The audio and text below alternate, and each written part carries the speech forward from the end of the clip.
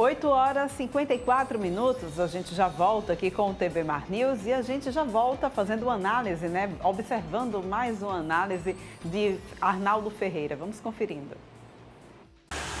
Os órgãos públicos, notadamente de algumas prefeituras alagoanas e do próprio executivo estadual, se transformaram no alvo da cobiça, principalmente de alguns políticos que são contrários ao concurso público, que é a maneira mais democrática de uma pessoa acessar trabalho em órgãos públicos, que fica independente de qualquer interesse momentâneo eleitoreiro.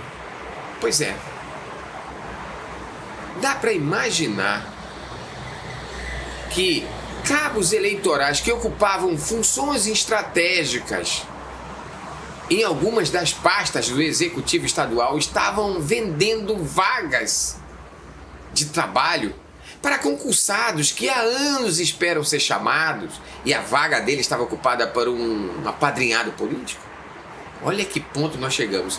Tudo isso está ocorrendo, está já em investigação no Ministério Público Estadual, porque há muito tempo alguns órgãos estaduais vêm sendo denunciados por pagamentos milionários de plantões, de gratificações sem justificativas, empreguismo, folha de pagamentos paralelas.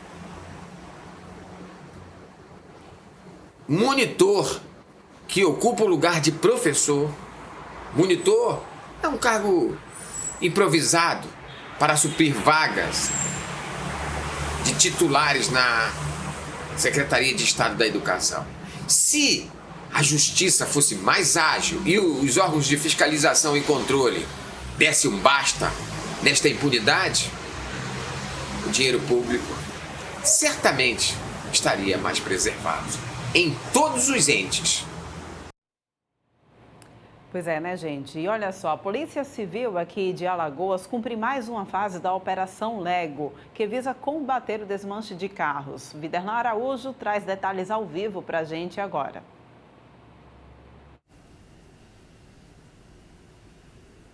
É isso mesmo, Porlane Santos. Nós estamos de volta na programação da TV Mar para poder trazer detalhes a respeito desta operação que a Polícia Civil tem realizado aqui em Maceió e, por que não, no estado de Alagoas, quando se denomina a Operação Lego. E a delegada Maria Angelita, ela traz realmente novidades a respeito desta operação, até porque situações novas são realmente divulgadas e que nós tomamos conhecimento através dos nossos contatos, e a nossa produção veio direto realmente à fonte para poder saber que novidades são essas, para poder passar para o nosso telespectador. Delegada, muito obrigado por nos receber. Vamos falar um pouquinho a respeito dessas novidades. O que é que tem de novo, por exemplo, na operação, onde também apura a situação de desmanche e de roubo de carros aqui em Maceió? Bom dia. Isso, bom dia. Na verdade, o que aconteceu foi um desdobramento da Operação Lego. Na primeira fase, nós cumprimos mandados de busca e apreensão em estabelecimentos comerciais, ferros velhos, que estavam comercializando peças oriundas de veículos roubados. E agora, nesse momento, nós estamos numa outra fase, onde estamos também flagranteando residências que aparentemente não comercializam esse tipo de peças, mas a gente tem investigado e, ao entrar nessas residências, obviamente com investigações prévias, a gente descobre que, na verdade, lá dentro dessas casas funcionam verdadeiros desmanches. E foi o que aconteceu ontem no bairro da Santa Amélia, onde nós entramos nessa casa, aparentemente uma residência comum, porém dentro foram encontradas peças oriundas de 3 veículos roubados, né? E além de outras diversas peças de veículos desmanchados, né? Para se ter uma ideia, foi necessário que a gente pedisse o caminhão da Polícia Civil para a gente poder fazer a retirada dessas peças de dentro dessa casa. Agora, delegada, dentro desse processo de investigação, eu sei que muita coisa corre em sigilo, mas alguns deslizes são cometidos por essas pessoas que atuam exatamente dessa maneira contra a lei e que acaba também despertando essa atenção da polícia. Que tipo de deslizes são esses, por exemplo? Isso, na verdade, o que ocorre? Nós recebemos essas informações, fizemos as averiguações necessárias e os deslizes, na verdade, que eles cometem são o tipo de venda que fazem, a comercialização ilegal, não é? E alguns detalhes a gente não pode revelar, é claro, mas a movimentação suspeita que ocorre, né, entrada e saída de veículos, né, ao redor das residências. Sim. E outras técnicas de investigações que a gente usa e, graças a Deus, tem surtido bastante efeito e nós estamos conseguindo coibir esse tipo de comércio ilegal. Agora, delegada, falando aqui com exclusividade na programação da TV Mar, é importante citar que não cresceu, né, o processo realmente de roubo de carros em Maceió, porque a dúvida a operação ela surgiu diante de um crescimento desse roubo de carros em Maceió ou é um procedimento de rotina que a Polícia Civil já tem adotado de investigações de prática ilegal, por exemplo, de venda desses produtos, né, de equipamentos, de peças desses carros já roubados em outros tempos aqui em Maceió? Isso, é muito bom deixar claro que, na verdade, o que nós estamos fazendo é intensificando as fiscalizações. Então, as nossas operações elas estão aparecendo, né? Esse comércio ilegal já existia, nós estamos coibindo cada vez mais, as nossas estatísticas elas estão se mantendo, né? E nós estamos trabalhando para diminuí-las. Né? Nós estamos trabalhando para que o roubo e o furto sempre venham para diminuir. Não cresceu o comércio ilegal, mas nós estamos trabalhando para que ele diminua e venha a desaparecer. Essa é a nossa intenção. Né? E estamos trabalhando também para que as pessoas se conscientizem e não adquiram esse tipo de peças. Né? Porque existem muitos comerciantes que trabalham de forma correta. Sim. E essa é a ideia. Delegada, outra pergunta que eu acho muito pertinente para esse momento é quando se fala dessas operações que são adotadas principalmente para poder acabar com quadrilhas que existem aqui em Maceió. Pessoas, por exemplo, já estão presas, pelo menos convocadas para prestar depoimento. Algum flagrante foi feito, por exemplo, ontem nessa operação lá na Santa Amélia, que invadiu uma residência e acabou descobrindo também essas peças ilegais de carros roubados aqui em Maceió? Sim. Uma pessoa foi autuada em flagrante e já tem outras pessoas que já estão convocadas para serem ouvidas e já tem pessoas indiciadas também pelo crime de receptação e adulteração de sinal de veículo automotor. Muito importante a senhora dizer essa questão da receptação, porque quem compra também esse produto, ele pode também ser preso, ou deve ser preso, né, delegado? Isso, é muito importante sempre alertar a população que a pessoa que adquire uma peça dessa natureza, que não tem comprovação de origem, e coloca em seu veículo e circula com esse veículo, ela está sujeita às penas do crime de receptação, inclusive com auto de prisão em flagrante. Então é muito importante que se diga isso, porque às vezes a pessoa pensa, não, eu só comprei a peça, não vou ser presa. Pode acontecer e vai ter todo esse constrangimento. A Santa Amélia cresceu nos últimos anos no aspecto da participação e de presença de vários ferro-velhos. Isso acaba sendo também, dentro de um processo de investigação da polícia, um ponto hoje considerado com mais interesse, com uma atenção maior para poder tentar também desbaratar situações como essa, acabar, por exemplo, com práticas que são muitas vezes colocadas num submundo do crime aqui em Maceió, delegada? Isso, na verdade, todos os locais onde há possibilidade de existência desse tipo de crime, nós estaremos sempre alertas e sempre buscando sufocar esse tipo de crime. Próximas etapas, Polícia Civil também atenta para poder realmente passar para a população todas as informações, delegado. Sempre atentos. Muito obrigado, então, a delegada Maria Angelita Porlani, que nos recebeu e gentilmente está trazendo com exclusividade na programação da TV Mar Canal 525 detalhes dessa operação ontem na parte alta de Maceió. Mais uma etapa dessa operação, na verdade, né? Desdobramentos, uma casa, né? Então, antigamente você falava em galpão, né? Antigamente você falava em terreno baldio, né? Agora não, uma casa que aparentemente não deixava nenhuma suspeita ali na Santa Amélia, mas a polícia, através de denúncia e também de um forte processo e minucioso processo de investigações, acabou também indo até o local e constatando, sim, a presença de peças de veículos roubados aqui em Maceió e levou uma pessoa também para poder, nesse processo, também tentar trazer mais informações de tudo isso que acontece com o trabalho da delegada Maria Angelita, que vem trabalhando fortemente aqui, juntamente com os seus companheiros na Polícia Civil, para poder manter a ordem e o sossego aqui em Maceió e no estado de Alagoas. Volto a você, Porlane, aí no estúdio da TV Mar, ao lado do Chico Nogueira, pelas ruas da capital alagoana. Nós estaremos de volta já já, na sequência da programação da TV Mar. Obrigada, Viderlan, pelas suas informações. Daqui a pouquinho a gente volta a se encontrar então, tá bom? Olha só, gente.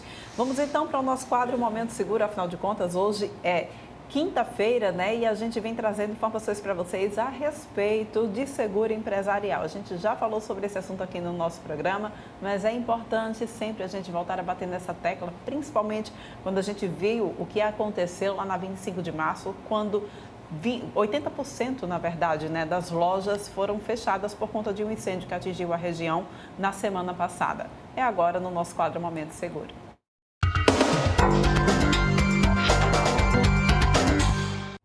Olha só, pelo menos 2.500 lojas foram fechadas em razão do incêndio que atingiu a região da rua 25 de março, em São Paulo. Quem vai explicar um pouco mais para a gente, né, sobre seguro empresarial, a importância do seguro empresarial, nesse momento, Jaildo Almeida, que já está aqui. Jaildo, bom dia para você. Mais uma vez, obrigada por estar aqui no nosso programa. Então, 80% das lojas fechadas em razão do incêndio, né, que aconteceu lá na 25 de março, na semana passada. E de Jaildo, a pergunta que fica no ar é, será que essas lojas tinham seguro empresarial, hein? Pois é, Porlane, bom dia a todos, bom dia quem está também ligado às redes sociais aqui com a gente. Eu acredito que não, até porque se a gente for pegar como base Alagoas, aqui entre 10% a 15% das empresas têm seguro, é muito pouco. Um número baixo. Um número baixíssimo. E quando a gente vai falar com o cliente sobre os valores de um seguro, ele fica até espantado, porque eu pensei que era mais caro. Então não é um seguro caro, é um seguro que cabe dentro do bolso de qualquer empresário, de acordo com a necessidade de cada um. É um seguro obrigatório. É obrigatório? É obrigatório. Gente. Todo CNPJ tem que ter esse tipo de seguro. E aí você vê duas situações. O decreto é de 67, se falava em 20 mil cruzeiros, atualizado para hoje dá 116 mil reais. E em 92 houve uma mudança, onde a obrigatoriedade era só a cobertura para incêndio. E aí em 92 foi criada uma apólice multirrisco, que hoje é uma apólice mais completa. E quando a gente vai ver as garantias que são oferecidas pelo custo-benefício, é ideal você ter um tipo de seguro, principalmente para quem tem um tipo de investimento desse. E a lei, ela termina numa certa situação também se comprometendo com a lei do inquilinato. Porque quando você aluga um imóvel comercial ou um imóvel residencial, você tem a obrigatoriedade de manter o patrimônio lá, o imóvel, em perfeito estado de uso. Então, se tiver um incêndio, você também é responsável, né, a pagar as custas daquele imóvel alugado. Então, olha o prejuízo que você vai ter, né, porque você não fez um seguro empresarial. Pois é, e as coberturas são bem abrangentes também, né? Você citou aí muito bem o seguro para incêndio, mas existem outras coberturas também, por exemplo, aquela do lucro cessante, né? Que é muito importante, gente, ou seja, se aquelas pessoas que de repente nem tenham tido seu imóvel atingido, seu negócio atingido pelas chamas, mas precisou ficar fechado porque não era seguro transitar pela 25 de março por conta dos incêndios, a pessoa poderia estar recebendo o equivalente que ela consegue de lucro por dia, né? Isso é muito importante para manter a saúde financeira, tanto da empresa quanto do próprio empresário. Pois é, Paula, né? As lojas da 25 de março, quem já esteve lá sabe que é uma em cima da outra. Então, qualquer situação que venha a acontecer com a loja pode atingir com um efeito dominó as demais lojas. Exato. Então, nesse caso, você tem a cobertura principal, que é a cobertura de incêndio, raio e explosão, e a cobertura, como você citou, de lucros cessantes, ela visa garantir justamente isso. O valor de X dias, tá, de paralisação que o cliente vai receber de acordo com o que você contratou. Então, além disso, tenho várias coberturas que agregam valor a esse tipo de negócio. Então, a tranquilidade para o negócio do cliente. Essa semana eu estava num cliente, num pet shopping, e aí ele falando que só de mercadoria ele tinha 500 mil reais, só de mercadoria. E aí fiquei passando o filme na minha cabeça, poxa, você já pensou uma situação que ele perde esse tipo, ou o Unicef perde as mercadorias todas, a gente está falando de 500 mil reais, a gente está falando em 10 mil, 15 mil. Né? E lógico, de acordo com a necessidade de cada um, e o microempresário, o grande empresário, ele pode e deve fazer esse tipo de seguro, porque 10 mil, 15 mil para um microempresário é muito, 500 mil para um grande empresário também é muito. Então, são situações diferentes, mas ele pode manter a garantia do patrimônio, sim. Djaildo, de um lado a gente vê aí a cobertura do seguro empresarial relacionada a incêndio. Aqui em Alagoas, portanto, Pernambuco também, nós vimos a questão das chuvas que atingiu também vários negócios. A cobertura também para empresarial, que a gente possa assegurar contra essas questões de alagamentos, enfim, enchentes? Sim, Paulane, você pode garantir a cobertura de alagamentos, né? Você pode incluir dentro da cobertura esse tipo de situação, né, para o seu negócio, para evitar qualquer problema futuro. Agora, lembrando que a apólice ela tem que ser bem destrinchada com o corretor de seguros. O corretor de seguros que é o gerenciador do negócio. Ele que vai identificar junto com o cliente quais são as situações que são inerentes ao risco, né, e tentar minimizar aquela situação com o seguro ou com as coberturas agregadas da apólice multirrisco. Agora, vamos passar o bizu aqui para quem nos assiste, aproveitar já para passar aquele bizu, né? Como que a gente deve, então, saber o valor da indenização que a gente deve contratar? Bom, primeira coisa que você tem que pensar é o valor do imóvel para a reconstrução. Mesmo o imóvel sendo alugado, como você tem dentro da lei do inquilinato a obrigatoriedade de manter aquele imóvel em perfeito estado, você tem que pensar também no imóvel no caso de reconstrução. E as mercadorias e equipamentos que você tem dentro do imóvel para que você possa gerar um valor e aquele valor servir como cobertura principal. Nas demais, você vai fazer uma cobertura específica para as situações. Exemplo, responsabilidade civil operacional. O meu salão ele é grande, pode algum cliente escorregar e vir me processar judicialmente? Então, vamos incluir entre 50 a 100 mil reais. Dano moral, cobertura de vidros, né? Então, se a empresa tem muitos vidros, vale a pena incluir cobertura para placas, né? Aquela placa luminosa, o letreiro luminoso, impacto de veículos. Então, vejam que tem várias coberturas agregadas a esse tipo de seguro e eu vou adequar a necessidade do cliente para que possa, lógico, ser uma apólice bem completa para ele. A atividade da empresa faz diferença no seguro empresarial? Faz sim, faz e dá mudança de valores. Então, a gente tem hoje uma situação em Maceió que alguns CEPs estão bloqueados, exemplo do CEP do Pinheiro e alguns próximos, né? E a questão do CNAE, né? Que é o Código Nacional de Atividade Mercantil, né? do cliente. Esse tipo de situação ele termina agravando o valor do risco. Então, exemplo, eu tenho algum tipo de revenda de colchões, fábrica de imóveis. Então, alguns CNAEs, eles podem ter o risco mais agravado. Outros, por exemplo, pet shopping, eu tenho um custo-benefício. Esse pet shop que eu visitei, o último, ele pagou R$2 mil num prêmio de R$1 milhão. Né? Então, se você for ver, não é caro e é um investimento que vale a pena. Né? Às vezes a pessoa fica na cabeça aquela situação, eu paguei X reais pelo seguro do meu carro, vou pagar muito mais pelo seguro da minha empresa. Não funciona assim, são precificações diferentes, por isso a importância de consultar um corretor de seguros. O que pode deixar aí, de repente, o seguro empresarial mais barato? Dá dica para a gente, Djaildo. Olha, a primeira coisa é adequar às suas necessidades. Então, esse é o principal passo. Né? A cobertura básica você deve manter, cobertura de incêndio e explosão. E ver as coberturas que são mais adequadas às suas necessidades. Se esse ano você tiver um pouco apertado, faz pelo menos a cobertura básica, que é mais barato. E no outro ano você renova adequando à sua necessidade. Logicamente, o corretor ele quer que o cliente esteja uma apólice completa. Mas se naquele momento você está apertado, você também tem outra situação que você pode parcelar em ou tem companhia que parcela até 10 vezes sem juros. Então, se a gente pegar o exemplo do pet shopping, vai dar R$200 por mês. Não é um custo alto para uma empresa grande. Pode ser um custo alto para uma empresa de médio e pequeno porte. Aí você adequa à necessidade daquele cliente. né? E o empreendedor, o empresário, ele tem que começar a aprender que esse tipo de situação tem que estar incluso na despesa, né? É como qualquer outra despesa nominal ali da empresa. Então, energia, água, e lembrando que não é uma despesa, é um investimento, né? Mas tem que estar incluso aquele valor para garantir a proteção da empresa dele. Muitos pontos comerciais são alugados, né?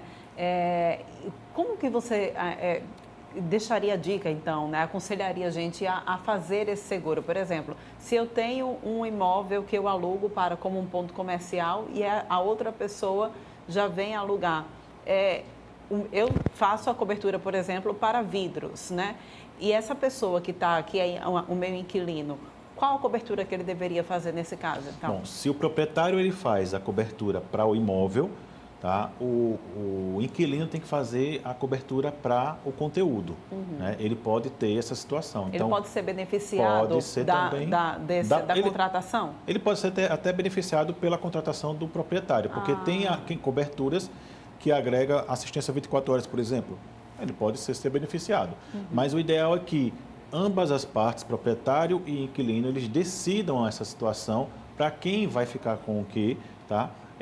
Para que faça uma apólice mais completa, para que um não faça uma apólice só para o conteúdo e o outro para o prédio, que faça uma única apólice, né, que garanta aí toda a proteção necessária, tanto para o prédio quanto para o conteúdo. Sai mais barato assim, Sai mais né? barato, com certeza. Fica a dica então aí para vocês que nos assistem, né? Muito bom, viu? Agora a gente está vendo nessa situação de Jailda, de mais uma fase dessa Operação Lego, e a gente fica sempre também se perguntando como é que acontece em relação a seguro com os veículos que de repente são pegos para desmanche de carro, né?